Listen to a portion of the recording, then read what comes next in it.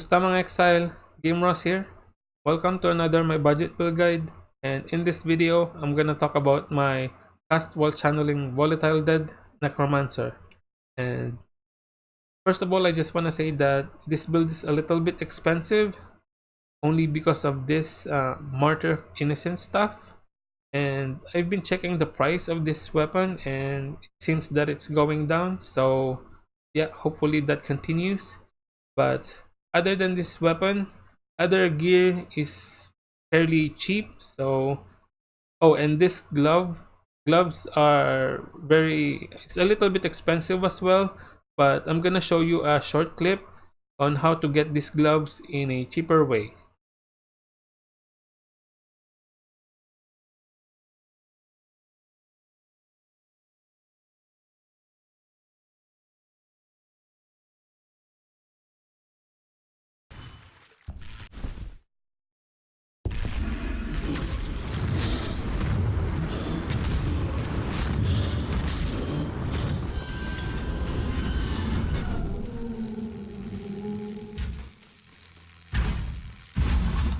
With that out of the way, let's just begin our guide.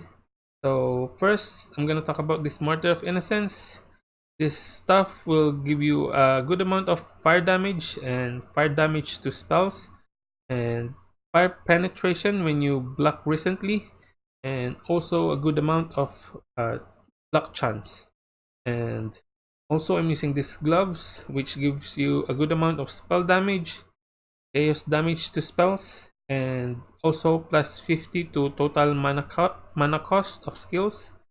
And this helmet holds Bridal Mind Cage, which gives you a good amount of spell damage, and you will take physical damage 4 times the mana cost that you spent recently. You spent, and yeah, these two unique items are mandatory in this build. So yeah, without these two, this build is not going to work. And and this Essence Worm and Set Ring, so you can use a aura gems that will reserve no mana. And yeah, those are all the unique items in this build. And for the rare items, first for the belt, buy a crystal belt, so you will have a good amount of energy shield, and also try to get a good amount of life as well. And same with the boots. And for the chest armor, if the body armor has a high energy shield and high life, it can get very expensive. So what you can do is just buy a body armor with high energy shield, and just get the other rare items with high life. And oh yeah, get some dexterity as well for your gem requirements, and and also strength for your stuff requirements. And for the flask, I'm using Atzir's Promise for extra chaos damage and life leech, Sulfur Flask for increased damage, Diamond Flask for more crit, and Enduring Eternal Mana Flask. Now, this will basically solve your mana problem, so this flask is mandatory as well. And and for the anointment of amulet, I anointed this with Charging Offensive, which will give you a chance to gain endurance and frenzy charges whenever you are hit while channeling. So since you are taking physical damage whenever you spend mana, you will gain endurance and frenzy charges. And for this, you're gonna need violet oil, steel oil, and silver oil.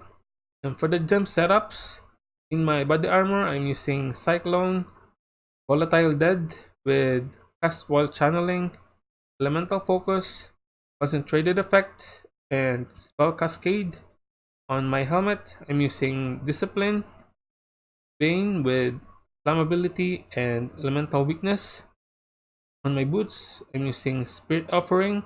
Now this is very important because when you spend mana, you will take damage. So yeah, this Spirit Offering will heal your energy shield. And this is supported by Spell Cascade, and cast when damage is taken, also Desecrate. On my gloves, I'm using Herald of Ash, plus 1 damage taken, Wave of Conviction, and Combustion support. Now these two will really boost your damage. And oh, in my ring I'm using Zealotry, and on my staff I'm using Unearth, so you can spawn more corpses, supported by greater multiple projectile and custom damage is taken, and also Flame Dash with Arcane Surge. Now you don't have to buy a 5 link staff, you can just use a 4 link, so you don't have to spend more currency. You can just use Flame Dash without the Arcane Surge. For the Pantheon, I'm using Soul of Arakali only because of the 50% increase recovery rate of life and energy shield, and also Soul of Garokan for 5% chance to evade attacks. For the Ascendancy, I'm using Necromancer and I'm using Mistress of Sacrifice, so your Spirit Offering will affect you, but it will have a 25% reduced effect on you. And also I'm using Plague Bringer, which gives you increased area effect, more damage, and enemy that is near the corpse that you spawn will deal reduced damage. Also Corpse Pact, which gives you increased damage, and enemies that are near your corpse will be chilled and shocked, and enemies that are shocked will take 15% increased damage. And lastly, this Essence Glutton, which basically will give you lots of energy shield and mana regeneration.